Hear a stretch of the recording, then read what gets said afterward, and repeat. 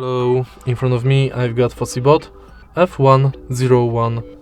In this video I'll show you how to find and manage display settings. In the beginning, let's go to settings and now enter display. Right here we've got all settings for our display.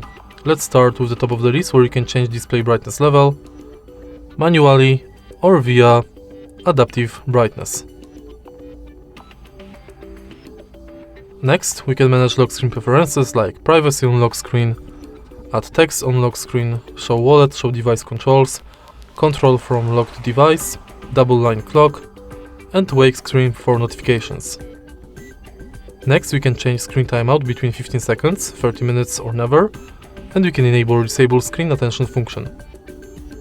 Then we can enable dark theme and schedule it.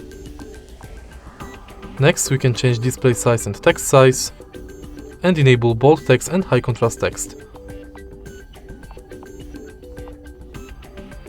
Next, we can enable night light, schedule it and change its intensity. Then we can change colors of the display between natural, boosted and saturated. Enable or disable auto rotate screen, screensaver, and lift to wake function. And that's basically it for display settings. If you find this video helpful, please leave like, comment and subscribe.